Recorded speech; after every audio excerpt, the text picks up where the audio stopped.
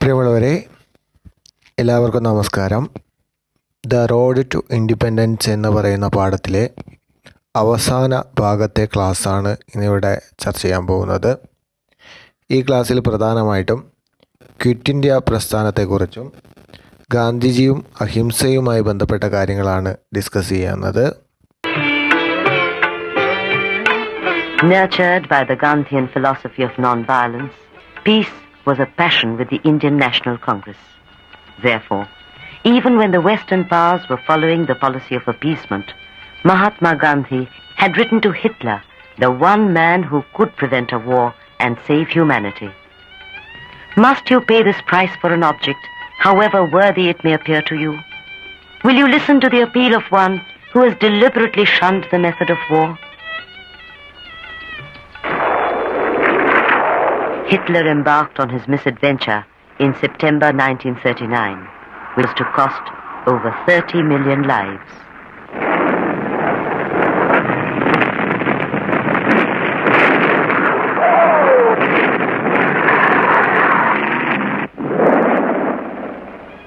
India had been dragged into the war without consulting its people.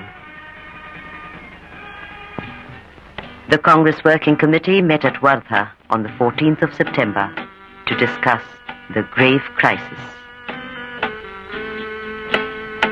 The Congress issued a manifesto condemning the fascist aggression of Poland and said, "A free democratic India will gladly associate herself with the free nations for mutual defense against the aggression. If war is to defend the imperialist interests, then India can have nothing to do with it." The Congress condemned the Viceroy's declaration of India as a belligerent country without any reference to her people. The Congress declared, "Nothing short of complete independence can be accepted by the people of India. They alone can properly shape their own constitution and determine their relations with the other countries of the world." Jawaharlal Nehru said that India can take the full share of the responsibility of fighting against fascism if immediate independence is granted.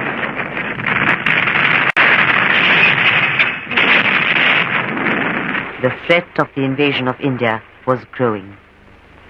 A savage war was being fought along India's eastern frontiers. Kohima and Imphal were soon to become fields of grim battle.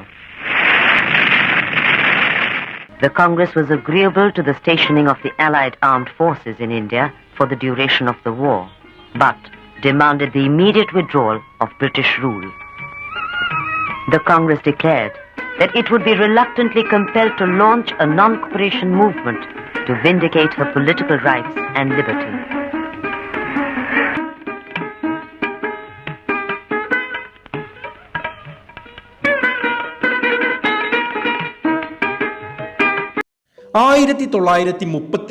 ആരംഭിച്ച രണ്ടാം ലോക മഹായുദ്ധത്തിൽ Indian ജനതയുടെ സമ്മതമില്ലാതെ ഇന്ത്യയെ ഭാഗമാക്കിയതിന് ബ്രിട്ടനോട് ഇന്ത്യയിലെ ദേശീയ നേതാക്കൾ നീരസം പ്രകടിപ്പിച്ചിരുന്നു.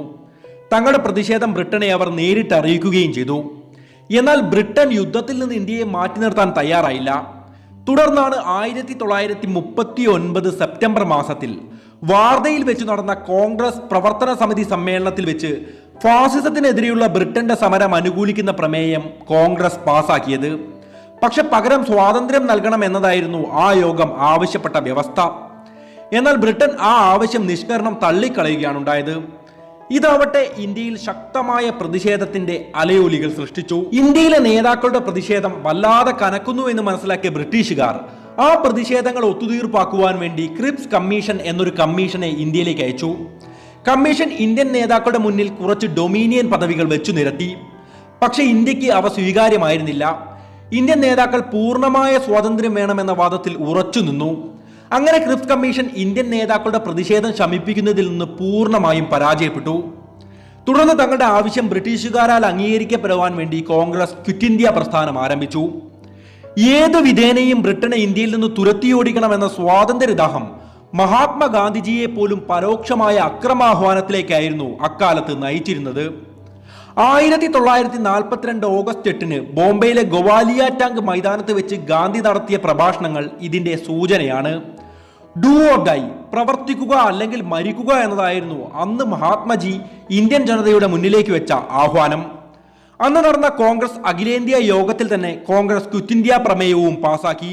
കോൺഗ്രസ് പാസാക്കി ഇതേ പ്രമേയത്തെ ഇന്ത്യയിലെ പ്രമുഖ നേതാക്കളായ സർദാർ വല്ലഭായ് പട്ടേലും ജയപ്രകാശ് നാരായണനും സുഭാഷ് ചന്ദ്രബോസും അടക്കമുള്ളവർ അംഗീകരിച്ചപ്പോൾ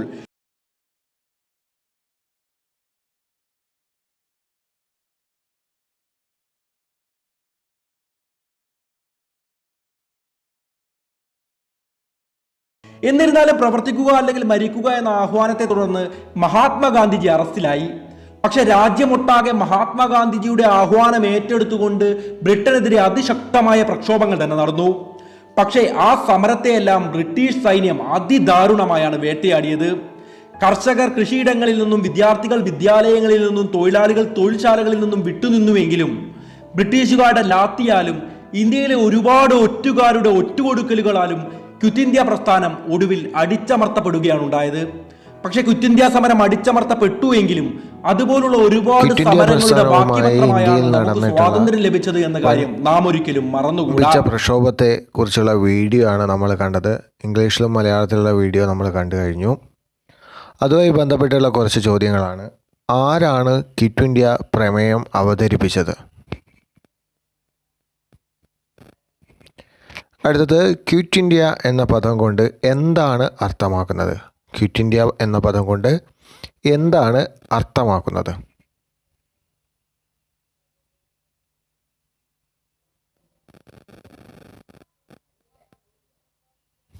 അടുത്തത്, പുതിയ സമര രീതിയെക്കുറിച്ച് ഗാന്ധിജി എന്താണ് പറഞ്ഞത്? ക്വിറ്റ് ഇന്ത്യ എന്ന് പറയുന്ന പ്രസ്ഥാനവുമായി ബന്ധപ്പെട്ടുള്ള വീഡിയോ നമ്മൾ കണ്ടു കഴിഞ്ഞു. അതുമായി ബന്ധപ്പെട്ടുള്ള ചോദ്യങ്ങളാണ്. പുതിയ സമര രീതിയെക്കുറിച്ച് ഗാന്ധിജി എന്താണ് പറഞ്ഞത്? ആ ചോദ്യത്തിനൊക്കെ ഉത്തരം നിങ്ങൾ ചോദ്യവും ഉത്തരവും സഹിതം നോട്ട്ബുക്കിൽ എഴുതി വെക്കേണ്ടതാണ്.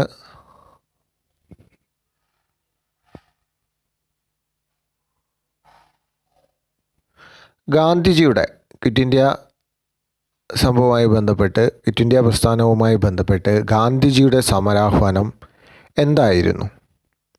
ഗാന്ധിജിയെക്കുറിച്ച് നമ്മൾ പഠിച്ചു കഴിഞ്ഞു. ഇന്ത്യൻ സ്വാതന്ത്ര്യ സമരത്തിൽ നിർണായകമായ ഒരു സ്വാധീനം നടത്തിയ വ്യക്തിയാണ് ഗാന്ധിജി. അദ്ദേഹത്തിൻ്റെ സമരാഹ്വാനം എന്തായിരുന്നു? എന്നാണ് നാം ക്വിറ്റ് ഇന്ത്യ ദിനമായി ആചരിക്കുന്നത്? സ്വാതന്ത്ര്യ ദിനം പോലെ, റിപ്പബ്ലിക് ദിനം പോലെ നമ്മൾ വർഷത്തിൽ ഒരു ദിവസം ക്വിറ്റ് ഇന്ത്യ ദിനമായിട്ട് ആചരിക്കുന്നുണ്ട്. ആ ദിനം ഏത് ദിവസമാണ് എന്നുള്ളതാണ് ചോദ്യം. ക്വിറ്റ് ഇന്ത്യയുമായി ബന്ധപ്പെട്ടുകൊണ്ട് നമ്മുടെ പാഠഭാഗത്തിലുള്ള കാര്യങ്ങളാണ് ഇവിടെ കൊടുത്തിട്ടുള്ളത്.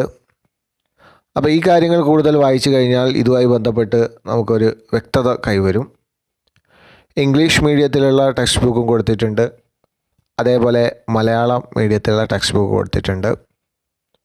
ശ്രദ്ധയോടെ ഇരുന്ന് പാഠഭാഗം നല്ലപോലെ വായിക്കുക.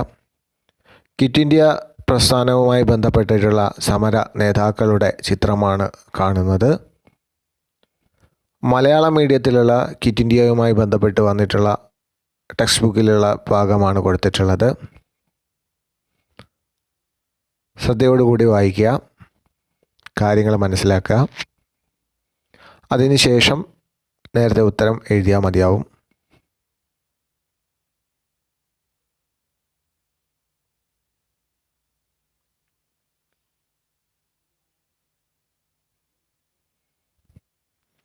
അടുത്തത്, ക്വിറ്റ് ഇന്ത്യയെക്കുറിച്ച്, ക്വിറ്റ് ഇന്ത്യ പ്രസ്ഥാനവുമായി ബന്ധപ്പെട്ട് ഒരു കുറിപ്പ് തയ്യാറാക്കാനാണ്. ആ കുറിപ്പ് തയ്യാറാക്കുമ്പോൾ പ്രധാനമായും ഉൾപ്പെടുത്തേണ്ട ഭാഗങ്ങളാണ് താഴെ കൊടുത്തിട്ടുള്ളത്. ക്വിറ്റ് ഇന്ത്യ പ്രമേയം, ഗാന്ധിജിയുടെ സമരാഹ്വാനം, സമരത്തിലെ പങ്കാളിത്തം, ക്വിറ്റ് ഇന്ത്യ ദിനാചരണം. നേരത്തെ പറഞ്ഞതുപോലെ ക്വിറ്റ് ഇന്ത്യ പ്രസ്ഥാനവുമായി ബന്ധപ്പെട്ട് നമ്മൾ കാര്യങ്ങൾ പറഞ്ഞു കഴിഞ്ഞു. ഇനി നമുക്ക് പറയാനുള്ളത് അഹിംസാ ദിനവുമായി ബന്ധപ്പെട്ടാണ്. ലോക അഹിംസാ ദിനം എന്നാണ്? On a January morning in 1915, a ship landed in Bombay from South Africa. After 27 years away from India, Mohandas Gandhi was coming home. Waiting for this humble man were crowds of people who had never seen Gandhi in person. but his return held great promise for them. As a lawyer in white-ruled South Africa, Gandhi had won rights for the 75,000 Indians living there. He did this by using a new form of protest that he called satyagraha, derived from the Sanskrit words meaning truth and force. Gandhi firmly believed that people could never win their rights through violence. Satyagraha was more than just a political tactic for Gandhi. It was a moral force, and it had gained him thousands of followers back home.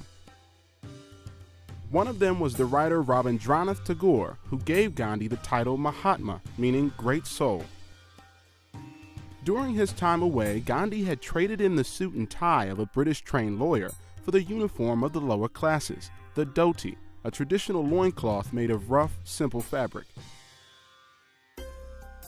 Now back in India, Gandhi founded an ashram, a self-reliant community, and sat at a wooden spinning wheel every day, making thread for the dhoti. As he turned cotton into thread, he was showing Indians that instead of sending their cotton away to England to be made into textiles, they could make cloth themselves. Soon, people all over India were learning how to spin and weave. It was a first step towards India's independence from British rule.